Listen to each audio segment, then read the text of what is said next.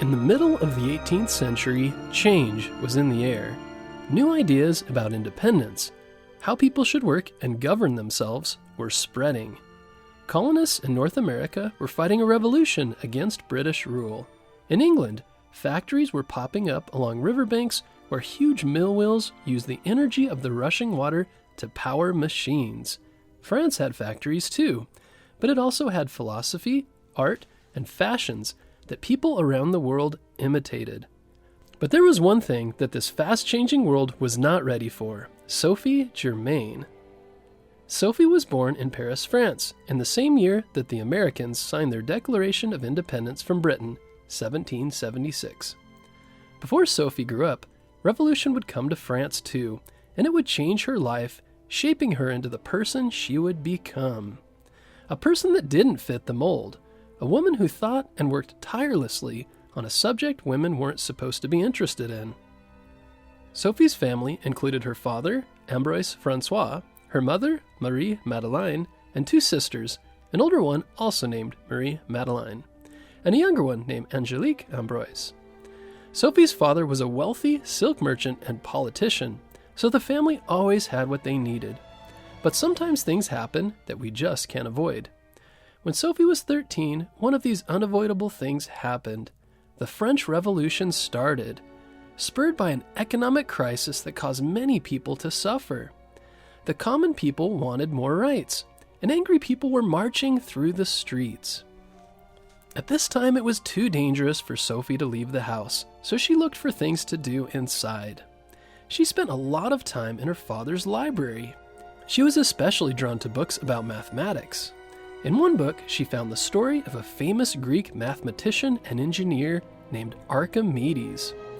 Archimedes invented many ingenious contraptions. They moved things up and down with pulleys, counted the miles carts had traveled, and even plucked enemy ships out of the water. But the story that captivated Sophie had to do with a simple drawing in the sand. Roman forces had invaded Archimedes' home island of Syracuse. As the soldiers stormed the island, Archimedes was lost in thought over a geometric diagram he'd drawn in the sand and didn't run to safety, so he was killed by the invading Roman forces.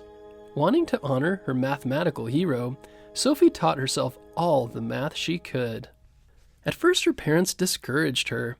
They refused to light the fire in her room or let her have warm clothes at night, thinking this would keep her from late-night study sessions, but Sophie found a way. When she was sure her parents were in bed, she lit candles, bundled herself in blankets, and took out the math book she'd hidden. She teased out patterns in the numbers and worked through equations. Maybe she even traced diagrams with her finger in the ash of that cold fireplace in her room, imagining Archimedes her hero with his sand.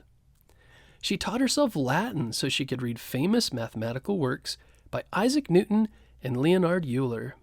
At one point, a famous mathematician named Jacques-Antoine Joseph Cousin visited Sophie's father at their house. Meeting him inspired Sophie to study even harder. Eventually, Sophie's mother saw that her daughter was not going to give up and secretly supported her studies. As she grew into a young woman, Sophie wished she could study and work with other mathematicians. But sadly, women could not attend universities in France at the time. Still, Sophie found a way. A new university opened in Paris, which promised to send lecture notes to anyone who wanted them. Sophie took advantage, requesting, then carefully studying the notes of another famous mathematician, Joseph-Louis Lagrange. But just keeping up with the advances in math wasn't enough for Sophie. She wanted to be part of those advances. She wanted to contribute. But again, Sophie had to find her own way. She began writing to Lagrange about his work, using a famous name, M. Leblanc, to hide the fact that she was a woman. After a few letters, Lagrange was impressed.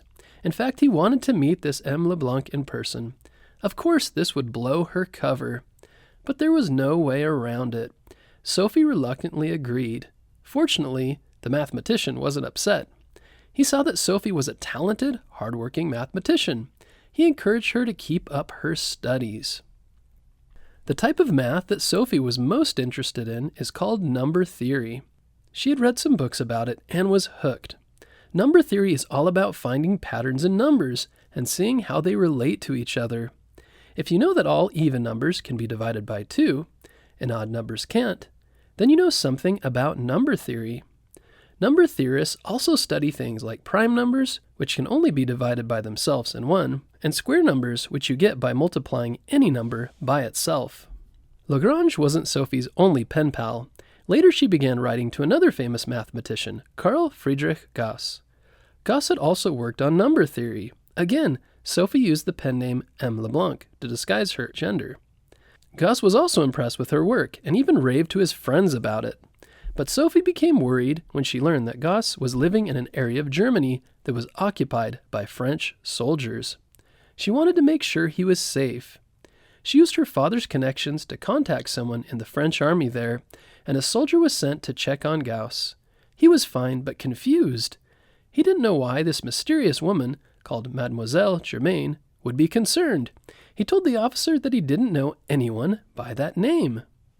Sophie later wrote to clear up the confusion, revealing that he knew the mysterious Mademoiselle Germain as Monsieur Leblanc.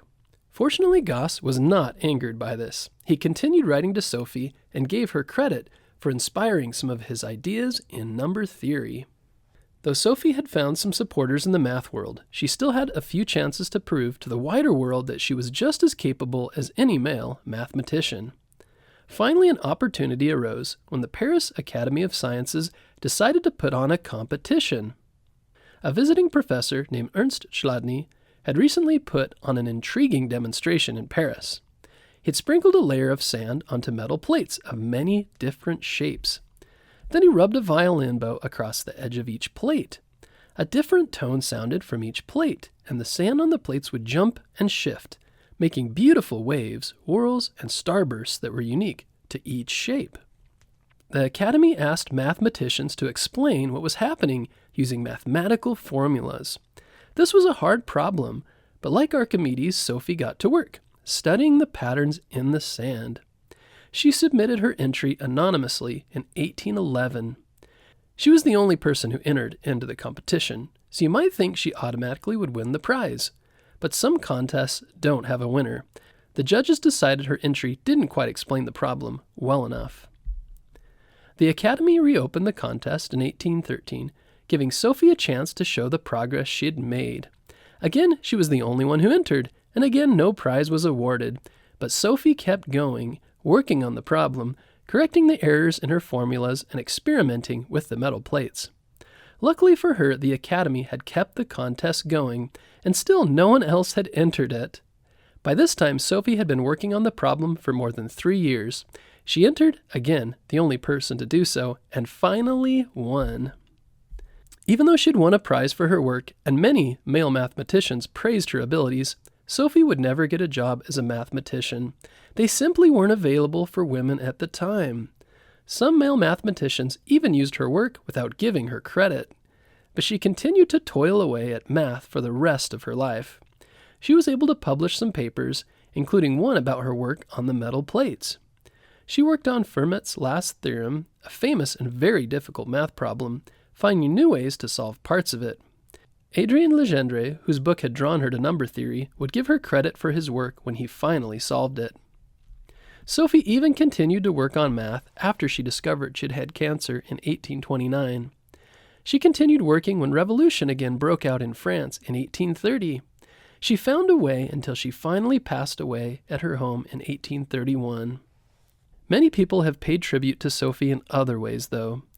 Gauss asked the University of Göttingen to give her an honorary degree, though they didn't grant it until 1837 after her death.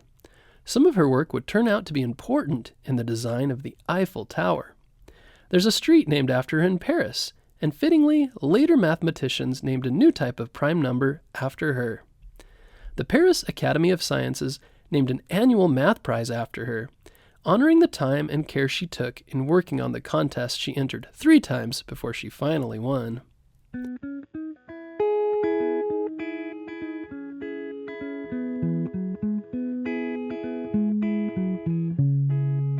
Sophie didn't have the opportunities she deserved during her life. Though she was clearly talented, she might have been a much greater mathematician if others had taken her more seriously. Still, Sophie helped change people's minds about what women could do. She worked hard and refused to be ignored. Because of Sophie and other female scientists of her time, future generations of women could enter math and science as themselves.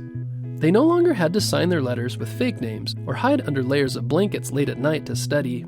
They were free to claim their work their own and study near an open window, the sun shining on their faces.